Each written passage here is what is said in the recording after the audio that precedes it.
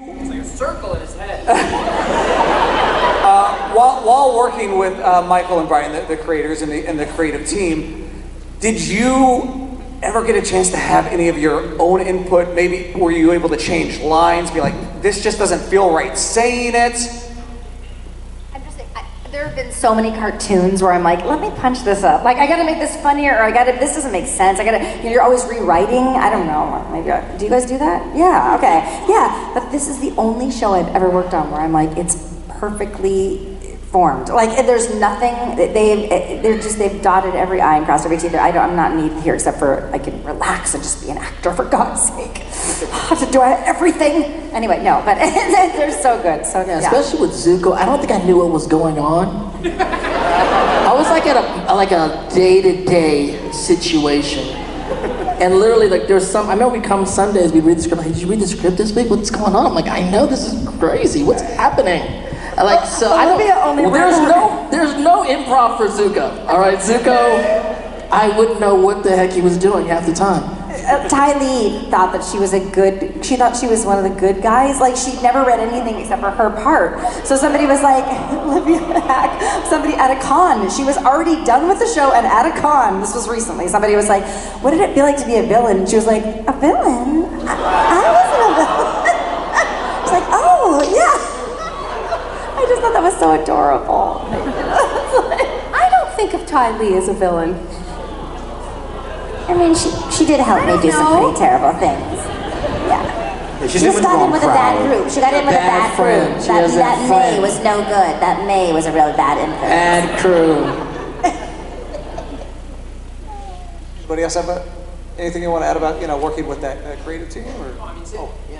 I mean, the scripts, as they're saying, the scripts were just beautiful. They were so rich. There was so much in there to explore. There was just this exciting gift each week, cracking open a script and going like, okay, where are we going? And I'd say, for me, especially, like, I started the show as just like, okay, great, I'm gonna be like the comic relief. This will be super fun. I'll get to do a bunch of jokes, and then towards the end of season 1, getting to like the UA arc and going like, oh, I have to really act.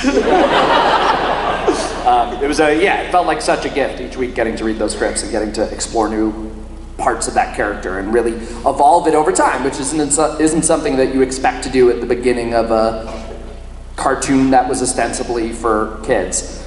Awesome. So building off of that, are there any scenes that you remember that when you read ahead, you read the script, that you were super excited to record? For me, when I first watched the show, it was a trial for me because I would hear Mako doing, and then it would switch to me, and I'm like, you suck, how did you get this job? You don't sound anything like Mako. But when I got the scene, and again, this is going back to the writers writing these magnificent words, the Zuko forgiveness scene.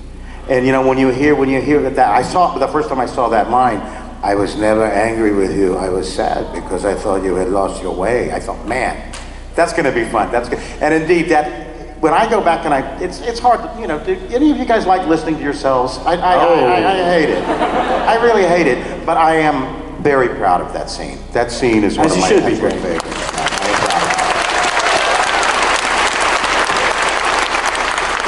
With Korra, it was especially just stuff that brought back the first series. Just loving it so much and being such a fan. So anytime, like General Iroh, or just anything like that. Shout out to the Fire Nation. And obviously seeing Toph again, stuff like that was really exciting for the whole cast because we all knew, how people would react to getting to see some of those people. Wish we would have seen more. When I read The Beach for the first time, I was like, oh my God, I can't wait to go to work tomorrow. This is gonna be so fun. I was like, she can't flirt because she's too much of a control freak. She has to control everything. This is gonna be great. Yeah, when she's like, yeah, anyway. And the volleyball game, and oh my God, that was just hilarious. I just couldn't wait. And it was the first moment when I thought, I love my job. I meant to do this. There's not a lot of moments in your life where you think, this is what I was born for. And I just could not wait to go breathe life into that incredible writing. So I remember being excited to get into the studio the next day. Yeah, I remember getting multiple scripts for the finale. which, like, you know, they did a great job. So, and I've mentioned this to a few people today, so forgive me if you've already heard this, but it's really hard for writers to get finales right in any show, and I think they just did a great job. We had spent 3 years working towards that. We didn't know how it was going to end, so finally getting that and, like, you know, seeing where it was ultimately going to end up was a really cool point, and say, okay, I finally get it. Because I was confused too, right? Like, you were confused. Yeah, so like seeing, okay, now I get it, I got this. And it was a great finale, you know, at least I thought. That's the cool thing about the show. For me, like, it's like you're just going through it as an actor, and we're doing a lot of things, and in my mind, it wasn't really, you know, we're doing this cartoon, and I was going through a lot of stuff in my life at the time too, so when I think back on Avatar, it's kind of a blur. Like, I was just in it, doing it, and I thought the character was cool. I don't know what's going on, but then to find out years later how cool it actually is, which I think is the cool part of it, because if you're in a thing and you think, oh, this is so cool, then it usually does not end up being cool, right? Like how cool you are now, but when you look at something and you look back in life and you're like, oh my God, like look how cool this was, and like we are in the moment in our lives, like we don't know how great things are that when we're in it, because we're just living it, and then you can kind of appreciate it later on, and that's how I see the show. And that's our life now, kind of. Like, this is a big part of my life. I never thought this was are such a huge... Azula. I know, it's crazy. I can't stop dressing like her or anything. But no, but I mean, you know, it's funny because we did the show, and I kind of like left it behind, and then Tara Strong's one of my good friends, and she was like, hey, I'm doing these conventions, have you ever... And I was like, people are not gonna... I mean, do they know who we are? I mean, we're voice actors, nobody knows who we are. And she's like, no, they care, they get... And I was like, okay, I'll go. I brought these stupid headshots of me like, you know, I mean, like, none of my characters or anything, I'm sitting there, no one's at my table. Her table, she has a big long line, and I was like, oh, this is what this was about. You just wanted me to sit here by myself while you had a big line. I get it, okay, we're good friends. Anyway, but one person was like, were you Azula on Avatar? And I was like, I think so, yeah. And they were like, yeah, and they were like, yeah, and then I'm like, yeah, that was a really good part, I remember, oh yeah, and then it's all coming back to me, and then I'm like, hold on, and then I got all these people, and I'm like, this is amazing, people really know who we are. Dre's the one that made me do cons. I got him into I was it. engaged, like, you're getting married, you need to do cons. I know, you got a family to support. You gotta support your family and I pay know, for their I wedding. know. And I'm like, what is a con? And and you guys, it's Greg Delisle's the one that got me here. I made them join me, just like I took them out of the circus and was like, you're coming with me on a quest. So speaking of, we have time. We have like 2 minutes left, so I just have to ask this question. While at conventions, working conventions, whether it's in a green room, a table next to you, a table across the way, has there been that one celebrity guest that you saw and you absolutely fanboyed out at? The kid who played Joffrey on Game of Thrones, I was like, oh my God, I never asked for pictures of people, and we were all packing up our stuff, and I was like, just ask him, just ask him, just ask him, just ask him, just ask him, just ask him. And I was like, I'm gonna do it. And finally I'm like, I'm sorry, I never do this, can we please? And he couldn't have been lovelier, he was so nice. He was like, of course, let's take a selfie. And I was like, so happy. Yes, I mean, the Harry Potter kids were at con, and they were, who played Luna Lovegood, Edie, she was there, and I was like, oh, I need to get your autograph because I'm a Potterhead. And we sent my handler to go there, and she was like, no, I need your autograph because I'm an Avatar, big Avatar fan. Then we ended up having dinner where a thing, and then she showed me, she's like, I'm Gryffindor. And she's like, I'm Fire Nation. I'm like, oh great. And then she showed me this picture she painted of herself and her boyfriend, her in fire, like a painting. I was like, what? Like, you're that kind of fan? And she had painted herself in Fire Nation and her boyfriend at the time as an airbender. I was like, that's crazy. I said, I have a Gryffindor scarf.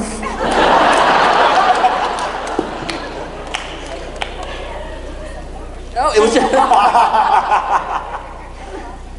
I've always been a big fan of Breaking Bad, and I was at a convention and Walt Jr. was there, and I was so excited. And so they said, okay, we can take you to the back and we can get you to meet him. He said, hi, I really love your work. That's one of my favorite shows. Who are you? Well, I was on call. Oh, Avatar was one of my favorite shows. So we actually really bonded because it turned out that he was a huge fan of Avatar, and I was a big fan of Breaking Bad. So we went out later and had drinks, and now he's an adopted son now. Yes. Did you see Giancarlo when we were in? I saw Giancarlo counting money backstage one time. And I just thought, that is so meta, man. That is so meta. Grant Imahara from Mythbusters. Rest That in was a real double fan. He loved Avatar and he was amazing. But a lot of the time, if I'm the biggest people I'm fans of, I don't say anything to because I'm too scared. So like we were just at a con with Katie Sackhoff and I was like, yeah, I did a con with Katie. And they were like, how is she? And I was like, oh, I didn't have the courage to talk to her. I smiled at her from 100 yards away and I think she saw me. I'm way too shy to go up to anybody. That's just who I am. But I will say this, I don't know if I've ever said this. When I originally got the role as Aang, so this isn't con related, but it is a little fanboy related. They were telling me who else was in the show, and I remember they said Jack DeSena, and I was a huge All That fan. I was like, oh my God, this is legit. And now we're friends. But I always felt a little weird about it. Yeah. That's amazing. I didn't know. No, it's true. It's true. I did not make that up. I promise. All right, so I think that's going to wrap up everything here. That's it? Yeah, I think that's it. That's our time. But Dante, I'm just having a great time hanging out with you guys, hanging out with the Avatar family. Can we go back to our tables before we go home? I mean, does anybody? I'm gonna go back to my table for an hour. If anybody, are you guys gonna go back to your tables? Hey, like just for any burning people Come who say aren't hi. gonna be here tomorrow. Yeah. And they'll be Come here get a hug. tomorrow and Sunday. Come get absolutely. that. Two more We'll be here all days. weekend. We still have we still got a couple more panels, solo panels with you guys this weekend as well. So before we wrap up, please give it one more time for our cast of Avatar.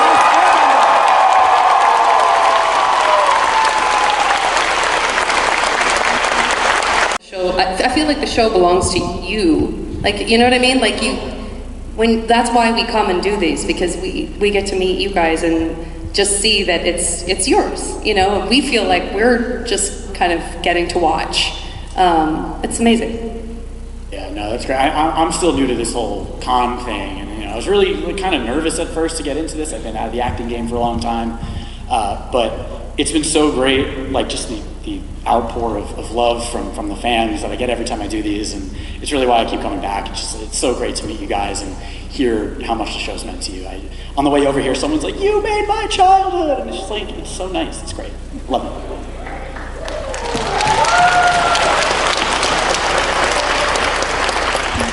I am Zuko.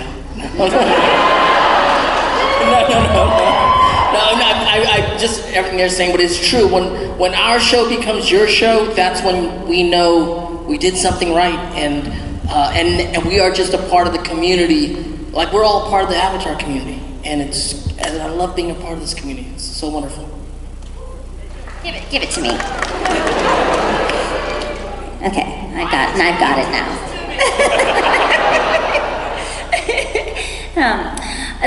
But I was gonna say is Avatar fans. I don't know any jerky Avatar fans because there is so many wonderful lessons in the show that if you really identify and love the show, you're pretty much a decent person. Like, I mean, you can't take any lessons from it and be an asshole. No one's like, I only like Sparky Boom Man. I'm here for just rad explosions.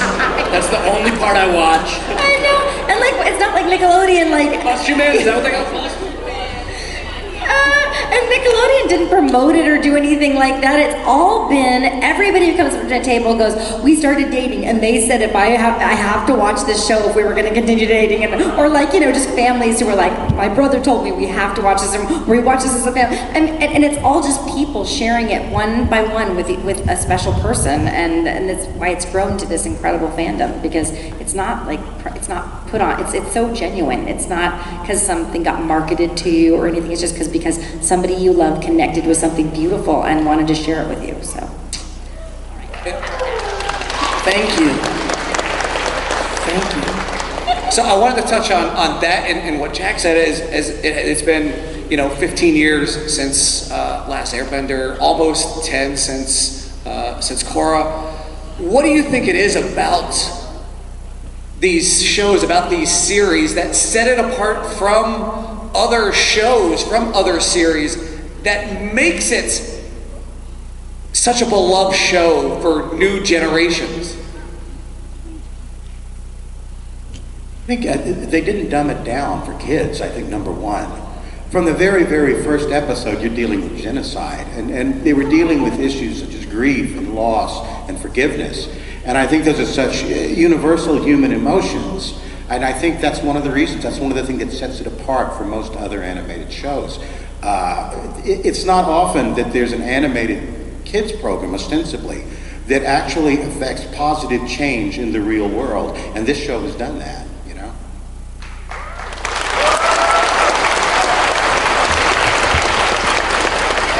Also, some people saw it during COVID, you know, because a lot of people missed it the first time around, and then we were all stuck in our homes, and all of a sudden it was #1 on Nickelodeon, which surprised the heck out of me. I learned about it because I do those messages for people on Cameo, like I'll banish somebody or I'll ask people, you know, propose to people as Azula and, you know, just ruin someone's birthday. Even though they're wearing a very sharp outfit, an outfit that's sharp enough to puncture the hull of an Empire-class Fire Nation battleship, leaving thousands to drown at sea because it's so sharp. She hates doing it, as you can see. That voice. But yeah, so I usually get like 1 or 2 a week or whatever, and I'm like, okay, what are my cameos today? And I opened up and it was like, you have 45 cameos, and I'm like, what? I'm like, what happened? You know, and somebody's like, oh, didn't you know Avatar's #1 right now? And I was like, in my robe for 9 years, you know, like everybody else, you know, so I was like, I haven't been outside, what's going on out there? Anyway, but yeah, so we were all hurting, and there was some Fire Nation stuff going on in the world, and we all just like, I just feel There's some good people in the Fire Nation. There's some good people in the Fire Nation. Good folks out there. On both sides. There are many good people on both sides. But yeah, so I just feel like we all went through this trauma together too, and this was sort of our coping mechanism, and so we're even more bonded now. Yeah, and I think together we'll be the strongest couple in the entire world. We'll dominate the earth. Are you good? No, I think one of the magical things about the show, and I think has influenced a lot of, especially animation after it, is, you know, I came up in an era where, you know, I love the Transformers, but there's like Autobots and Decepticons, and the world's not Autobots and Decepticons. You come into a world that has 4, you know, Earth, Wind, Fire, Water. Within each nation, there's actually good and bad in every nation. There's no like light side of the force, dark side of the force, like that's it, all these people are bad. You're like, no, hold on a second. There's good and bad people in each element. No element is ultimately good, no element is ultimately evil. Like even in the Air Nomads, like jerks, like that guy's a jerk. You know what I'm saying? Jerk. We assume you got rid of most of them. Well, I mean, to be fair, I wasn't alive at that time, and I also look down. I frown upon that also, and I was never trying to kill the last Avatar. I was the last Airbender. I was just trying to catch him. Bring a net. That's all you needed. Didn't have the net. Anybody else want to talk about? Just to echo, I think like the moral complexity and the depth of the storytelling, and then the fact that there's a guy who can shoot like explosions out of the top of his face. I mean, you know, you could tell the show was going to catch up. So, I want to go back to the audition process. Did you guys audition? So the characters that you ended up with, is that who you auditioned for, or did you audition for other characters? Was it a blanket audition? Ponytail, and they were like, this is Zuko, and I was like Danny Zuko? I don't know what we're doing here. And okay, I don't know. I literally said it to Mike Brown, like, Danny Zuko? Is this, because this guy looks strange. And what's on his face? That's a scar? And he's kicking and stuff? I really thought, really actually at the time, I was doing Jake Long and the American Dragon. Yeah. Me and Mae Whitman were both doing it for Disney, and I was a hero on Disney, voicing a hero. And then this came in, and I was like, oh, that's cool. I could be a villain on Nickelodeon. And Mae's like, I got an audition for it too. I'm like, what are you playing? A water person. I'm like, I'm fire, and I'm the bad guy. But I didn't know that I was not just gonna be I was gonna do something else. And I was gonna grow hair and everything.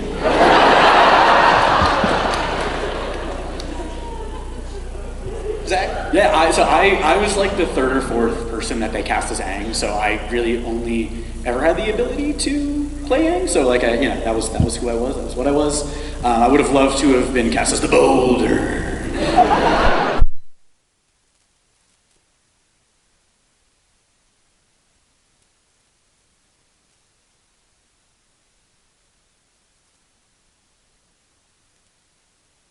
I'm sorry.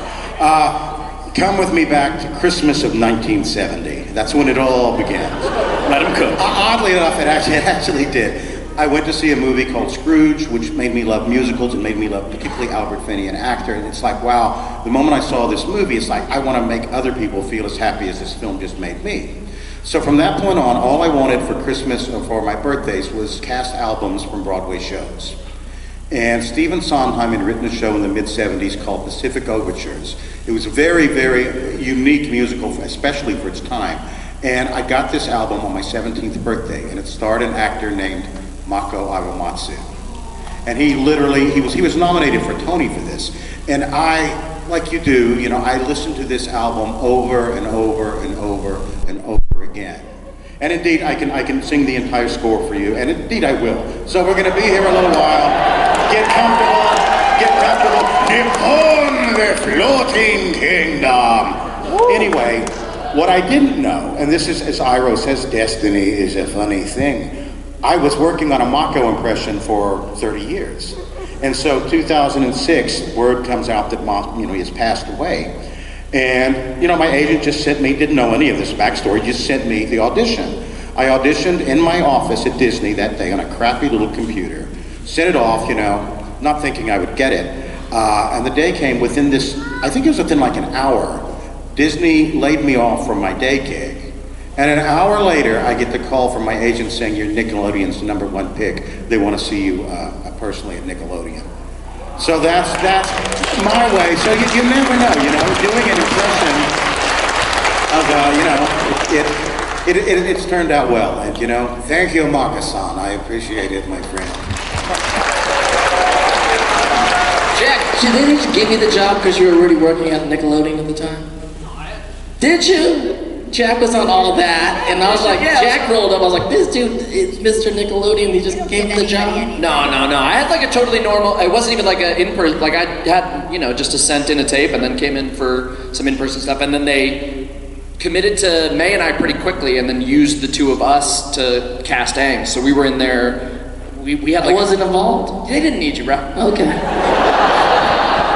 Yeah, we had a couple sessions working with different potential Aangs till they found one, but yeah, regular audition process for me. I have to say about Greg, because when Mako passed, then we were just all so devastated, and I thought, they gotta write him out. There's not gonna be anybody who can do that. Like, it's just not gonna happen. And then Greg came in, and I was like, okay, so yeah. So he sounds just like him, and that's great. I mean, I was just like, I was sad, but I was like, we can go on. But yeah, we were all, everybody's like, have you heard the Mako guy that does, and we're like, we couldn't, you heard the new Iroh? We were all, yes, yeah. I felt like Mako would have given you his blessing because it was a seamless takeover. So yeah, that's how they. It's like the Maury show. She goes out swinging.